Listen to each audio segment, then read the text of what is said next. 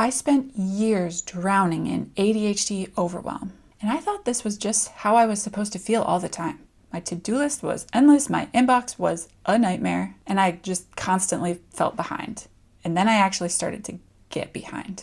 Literally every productivity system I tried would fall apart, sometimes within days or hours. Can you even have an ADHD diagnosis if you don't have a graveyard of planners and apps that you've tried and failed?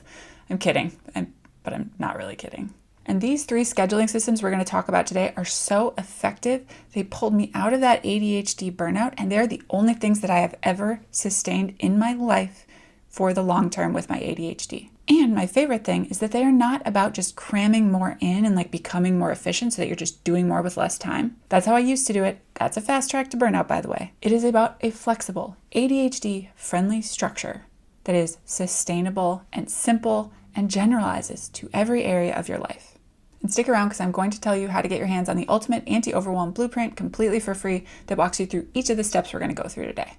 So let's go. I'm Tiff, a neuroscience professor with a PhD, a late diagnosed ADHD mom of 2, and I help women with ADHD go from overwhelmed and in survival mode to empowered, confident, and truly thriving so that you can build a life in harmony with your brain. And I do that by sharing information here on this channel and diving deeper in my program for ADHD women called the ADHD Success Lab. And so if you are feeling scattered, overwhelmed, and just generally stuck in the chaos, let's change that today, because these 3 steps actually helped me dig out of burnout, and they've stuck. And if you have ADHD, you know how rare that is. Well, so let me start by saying that the moment I realized that I could design my schedule instead of just reacting to all the things that were happening on a daily basis was revolutionary for my ADHD brain. And so before we get to the actual steps, I just want to lay out 3 facts about time management that we need to accept in order to change the way we're operating. Number 1, time is finite. You get 24 hours in a day, period, the end. Spend it like it matters, because it does. How you spend your time literally defines your priorities, because that is what in your life is actually getting your attention and your energy. Number 2, you are not a machine. You cannot sustain a sprint pace through the marathon that is life without crashing hard. You have limits. That is a fact. That is also okay. And finally, this one stings a little bit, things will not slow down on their own. If you are just waiting for life to get easier, stop right now, because it is you that has to change something. No one is coming to rescue your schedule. It's time for you to take the wheel. Because here's the thing, your productivity is not actually measured by how many tasks you complete. It's about focusing your energy on what truly matters. So let's go. Step 1, switch from a to-do list to a today list. When I analyzed my massive, endless to-do list, I realized that more than half the tasks were neither urgent nor important, but they were literally draining my mental energy and making me feel incredibly overwhelmed. Here's what I've realized. To-do lists are ADHD torture disguised as organizational tools. I'm not saying don't make lists, but to-do lists, as we use them, often just grow endlessly, and they are never, ever, ever complete. And that is a really good way to starve the interest-based nervous system of a person with ADHD of the dopamine that we crave. And that is why I use the big 3 method. You pick 3 priorities each week and 3 priorities for each day. That way you have a clear, finite list of things to do that you know are important for you to get done. And if you can't get it down to 3, that is a very clear signal that you have too much on your plate and need to start reducing it. It is a built-in gauge for when you've let your guard down and started to take on too much. Checking things off daily and completing a list, now that is how to get some dopamine, okay? That is both satisfying and sustainable. Now, if you somehow find yourself finished with those big 3 before the end of your day, I challenge you to use your extra time to do something restorative, like take a walk, read a book, chat with a colleague or friend, write in your journal. Don't scroll. That is not restorative. That is dissociation. But don't use that time to pack in more stuff. Recharge a little bit. Now, in the description, I have the free Ultimate Anti-Overwhelm Blueprint linked completely for free. And this step is included, as well as steps 2 and 3. All of it's built right in. So check it out. Now, right about now, You might be thinking, Tiff, you're insane. There's no way I can get it down to 3 each day. How do I do that? Fair. This would have been me to myself a couple of years ago. And that's because prioritizing does not come naturally to an ADHD brain where everything feels important and everything is about right now. But this is what we're going to talk about in step 2. And step 2 is prioritize what matters. So the most counterintuitive productivity hack for ADHD is to do less, not more. Once you know this, you get to go from constantly buried in overwhelm to permitting yourself to focus on the things that are truly important and let the other stuff go. And you can put your precious limited time into the things that truly matter. So because ADHD brains struggle to determine what is urgent and what is important and what is neither, and because everything really feels like now or never, this is where a simple framework like the Eisenhower matrix can be super helpful. The Eisenhower matrix sorts things by whether they are important, urgent, both, or neither. So you end up with 4 different boxes. Things that are both important and urgent, those are the things you do first because they matter very much, and if they don't happen, something bad will happen, and they need to happen very soon. Things that are important but not urgent are things that you schedule to get done because they matter, but they don't need to happen right now. And it allows you to visually see that they don't need to happen right now. Now, things that are urgent but not actually important, this is where it gets tricky, but this is where you need to automate everything you can or delegate everything you can. This might mean asking other people around you to pull your weight. At work, this might mean delegating things that you would normally just do yourself because it was faster in your mind to do that. But whatever it is, get as much of that off of your plate and onto someone else's. And don't let other people's urgency become important to you. And then here's the magic box. Things that are neither urgent nor important, eliminate, eliminate, eliminate.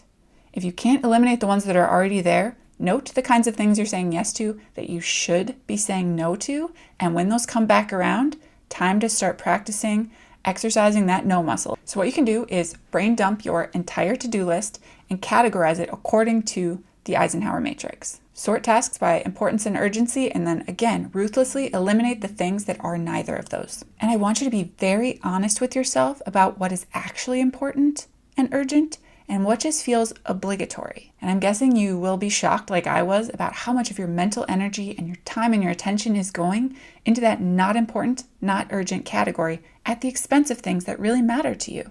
And so again, this isn't about cramming more stuff into your day. This is about recognizing and making time for the things that truly matter to you and align with your values and your goals and your priorities. Because by saying no to some things, you then get to say yes to things that truly matter. You see how that works?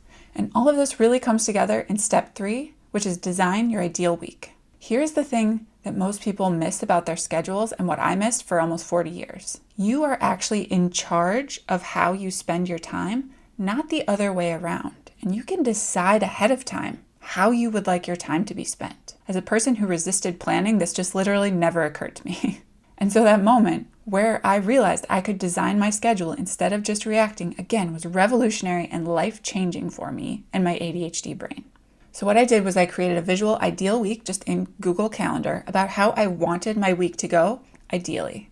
And then I just hit repeat on every one of those items weekly so that it would map itself out into infinity. So this calendar has pre-designed blocks for tasks that are really similar, so blocking meetings or deep work or other types of obligations or tasks that you might have to do. This includes now not just work, but dedicated time for eating, commuting, exercising, and get this, recovery, fun, and connection.